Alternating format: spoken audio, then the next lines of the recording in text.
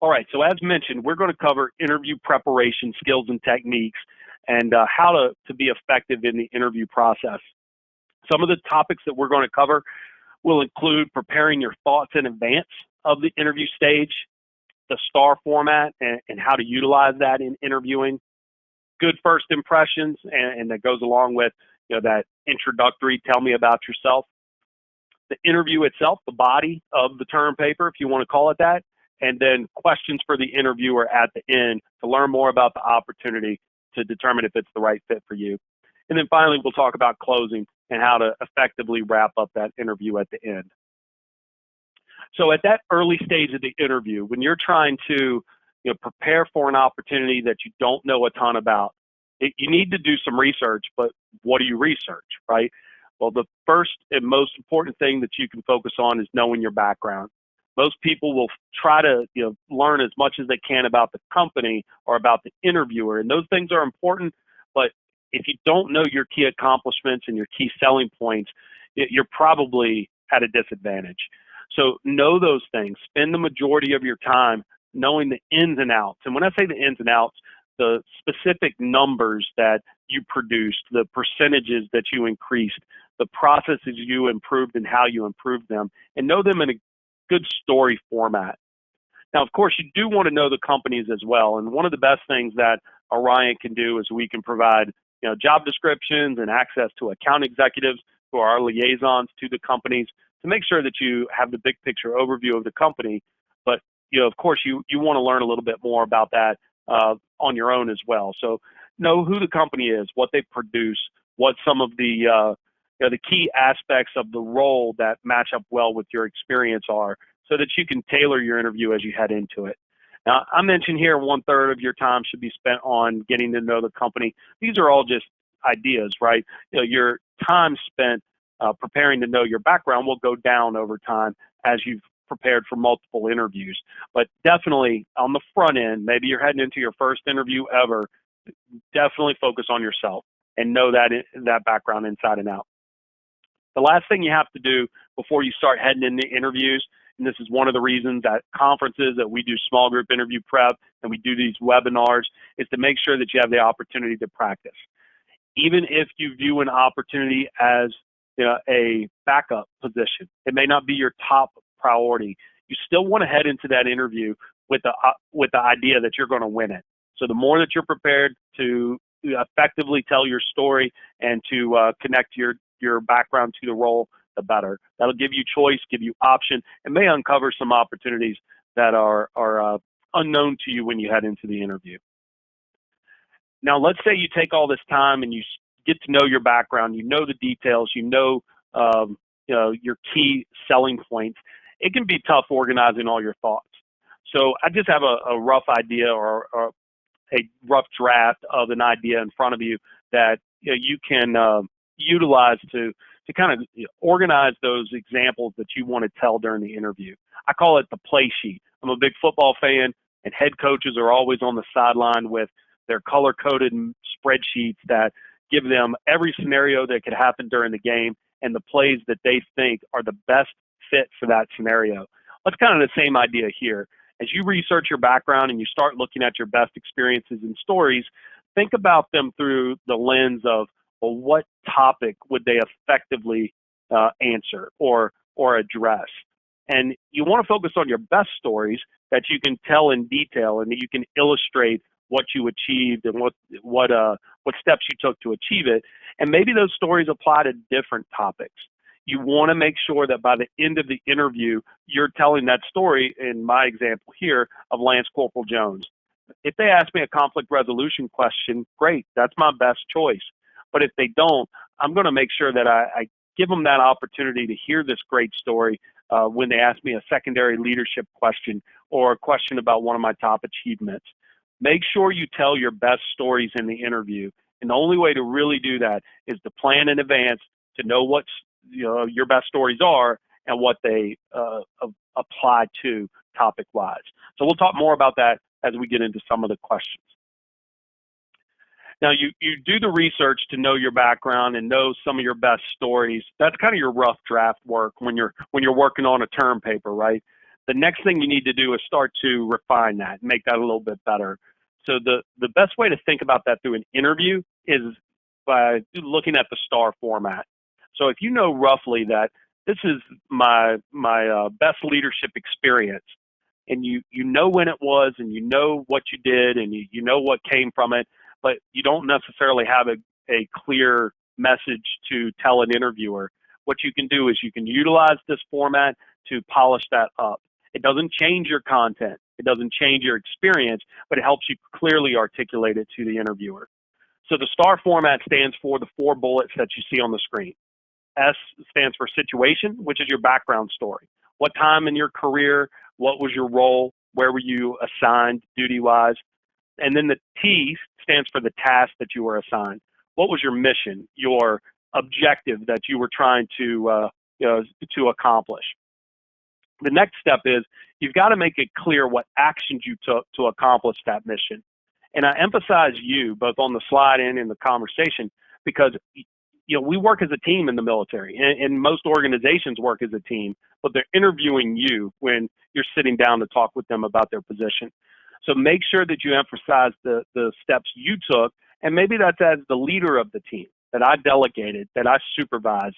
That's fine. You don't have to do everything, but you absolutely need to focus on your part of the process. Finally, you need to have a result. You can have the best plan in the world, but if it doesn't, actually achieve anything, it doesn't, really equal a good plan. So make sure that you give them that situation, task, action, and then some quantifiable, result that came from it. Maybe you improved readiness by 30%. Maybe you reduced the loss by $1 million or whatever it is, something as tangible as possible. Even if you don't have a very tangible result, if you can point to things where you were awarded a Navy Achievement Medal for the project that you ran, maybe that's the most quantifiable thing that you can say, but that's much more quantifiable than just leaving it open-ended. So make sure you go through that process of doing your rough draft research on your background. What are your best stories? What do they apply to? And then start looking at them through the lens of the STAR format, because that can really help you effectively tell an interviewer what you've done. Why is this so important? So many interviewers believe in the behavioral interviewing process, which is asking questions in a way like, tell me about a time when, because they want to elicit responses that are tangible, that tell them what you actually did in the past. That helps them determine how you behaved. Behavioral interviewing is the title, and then make a determination how you'll behave in the future. So this is very common in the private sector and should be prepared for. All right. Now, you've done all the preparation. You've gotten to know your background. You have looked at, the position in the company, and you know who you're meeting with. Now you need to go meet with them. So one of the things you need to be prepared for is that first impression. First impressions really, set the tone. They'll say that people often make a decision on who they're going to hire within the first 5 minutes of an interview. So I'm not going to spend a ton of time on it, but ultimately you need to think about, that good firm handshake, that eye contact, that, excited to be there attitude. That means a lot. If you seem like you don't want to be there, the interview is going to be an uphill battle. You also need to be dressed appropriately. We're not going to go into detail on, do's and don'ts of attire. Make sure you have a conservative suit and you're polished, you're well groomed. If you're recently out of the military, a lot of people want to grow a beard. Maybe not during the interview process. Get to know the company, look sharp, and then, that may be something you do after you get on board. So just some things to think about with those first impressions, because they can really set the tone to the interview. And they really lead right into the first question that's typically asked, which is, tell me about yourself. More of a statement, I guess. So that is your opportunity to tell that interviewer your highlight reel. You can talk about whatever you want. It's an open-ended, topic for sure. So you can prepare for this for any interview that may pop up, and should be something that you're well prepared to discuss. So what are the things you should keep in mind? First, you always want to start in the past. You want to work your way to the present. Maybe you start with where you're from originally. Maybe you fast forward a bit because maybe you're a little bit older and you've served 20 years in the military, let's say, and you want to focus on what you've done over the past 10 years in the service. Think about it from the concept of you've got 3 minutes to give them your best highlight reel, as long as you're starting in a logical point in the past and working your way to the present and telling them your key accomplishments, your key selling points along the way, you're going to meet the objective. Another way to think about tell me about yourself is something that we all see on a regular basis, which let's say Sports Center is the best example that I can give you.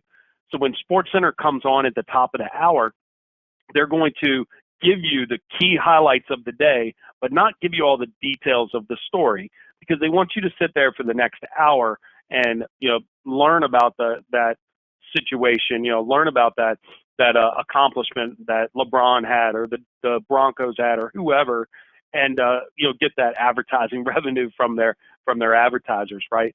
So they're going to give you those accomplishments right up front, but then ask you to sit around for the next hour. You're going to do the same thing in the interview.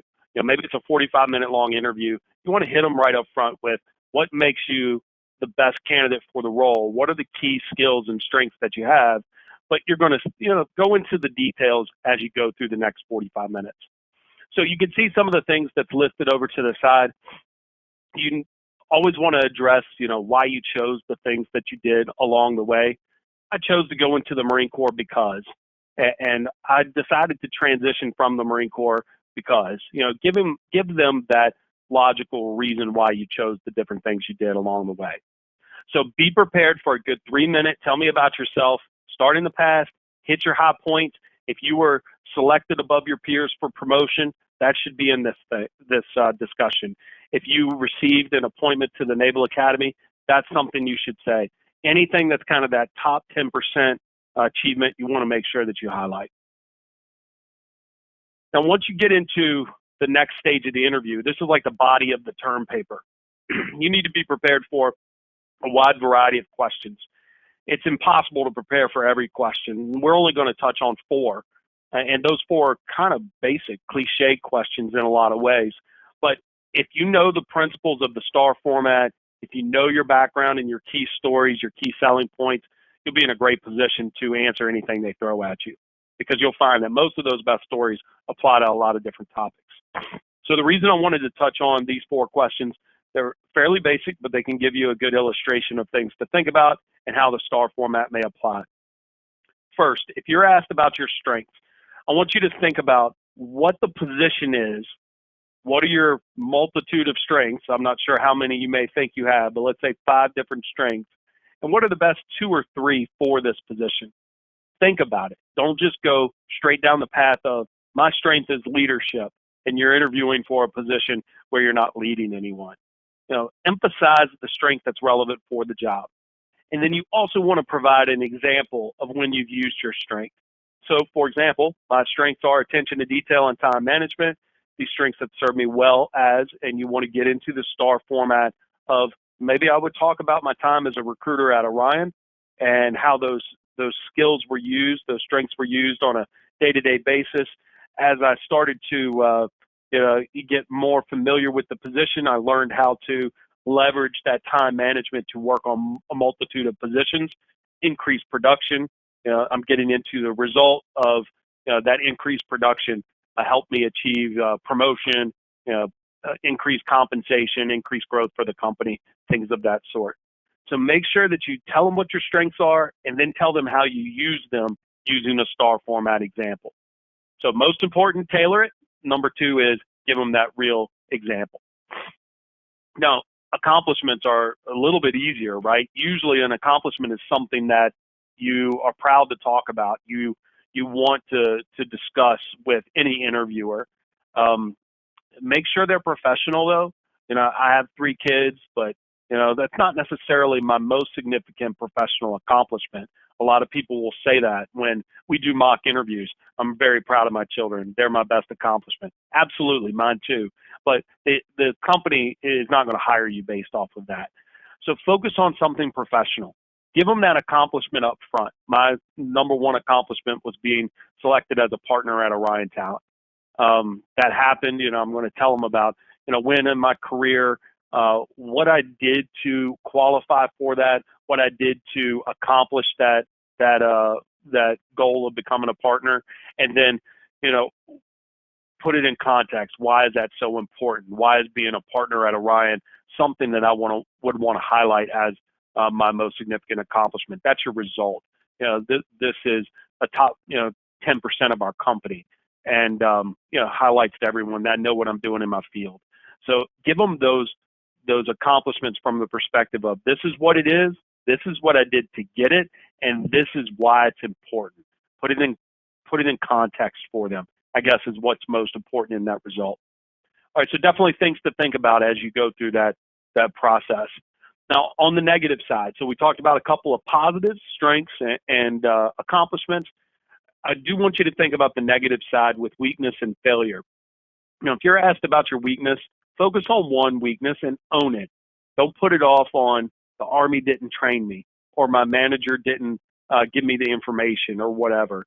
Make sure that you talk about it, something that you can clearly show that, hey, I've realized this is something I'm not good at and I need to improve upon.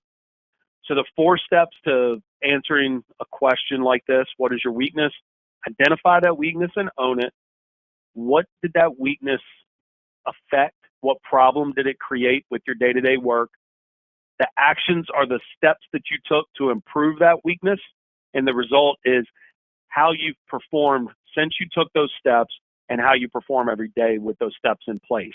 And the reason I say with those steps in place, weakness is typically something that we're not cured from. It's kind of who we are. I like to work on one thing at a time to the best of my ability, but I mentioned earlier that you have to work on a wide variety of positions as a recruiter. So I leveraged my strength of time management in order to do that, and scheduling my day and doing the things necessary to be effective. But that said, it's still a weakness I have. I like to work on one thing at a time. So talk about the results that you've had with your action plan you put in place, and the success that you've achieved in spite of that weakness. So think about that as you prepare for the interview. And then finally, failure. So failure is, nobody likes to fail, but we've all failed in some way, shape, or form. So make sure that you identify a failure that you're comfortable talking about. It shouldn't be something that was so significant that it resulted in a loss of life or significant loss of property, termination or something of that sort. And if you have trouble talking about this, we can absolutely help you prepare for it. But you want to give them something that's legitimate.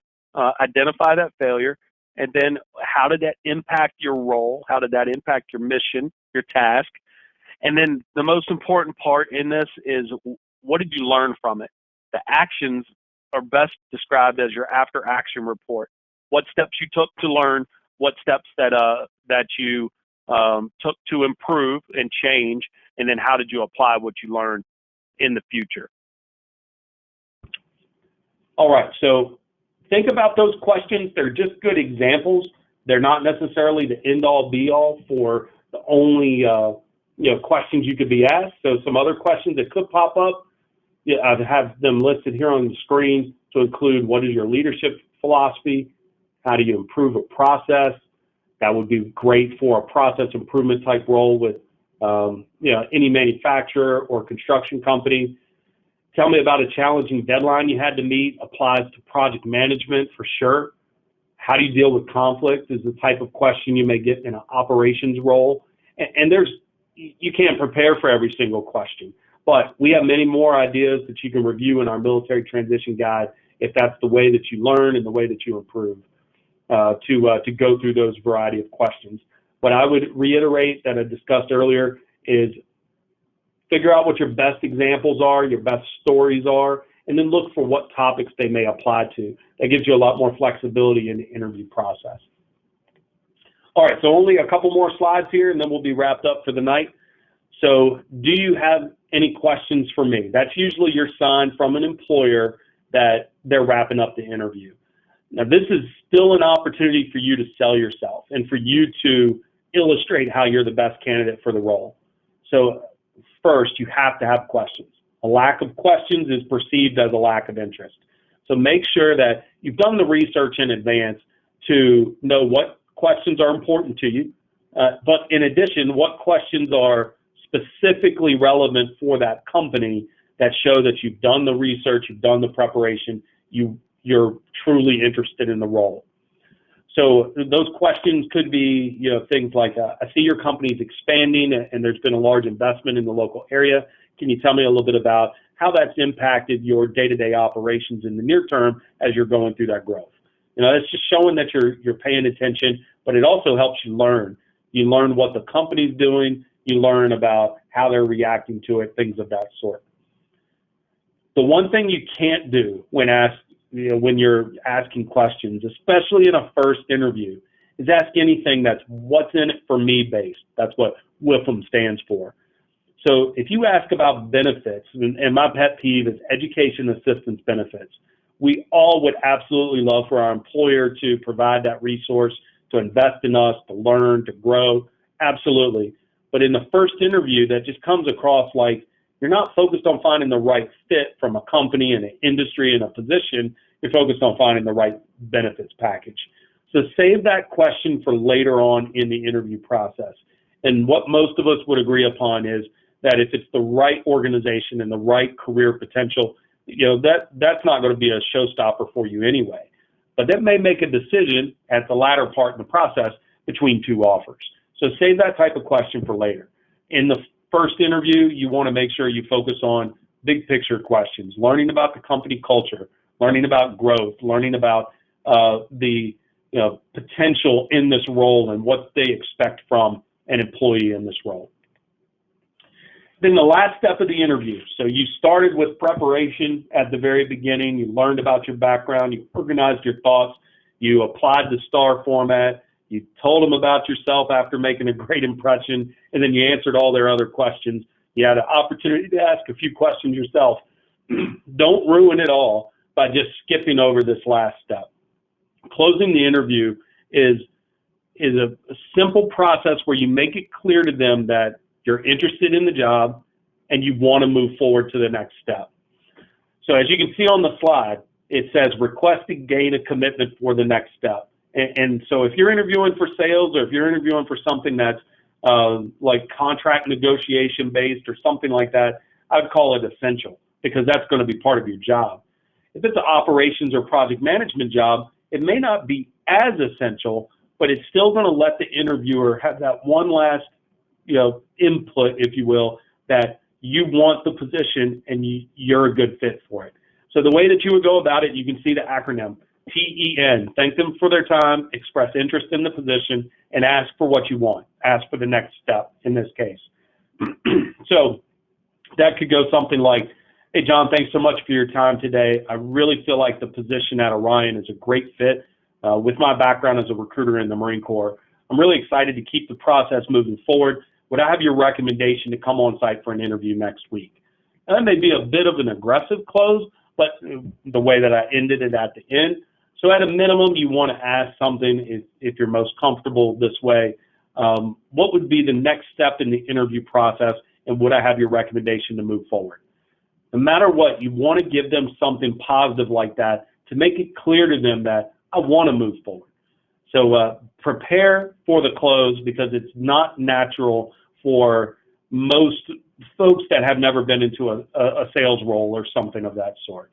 So closing gives them that last input that you're interested in the role and is their last impression before you walk out the door. But that covers the information that we needed to discuss tonight from a logistics perspective, a company perspective, and an interview prep perspective. I haven't seen any questions pop up. I know I've been talking the whole time, so maybe you haven't had the opportunity to jump in. But if you do have any, you can hit me up direct at my email address here. But remember, hit Q up with your feedback on the companies because he'll take the next steps and get you squared away for the conference next week. All right, thanks, everybody.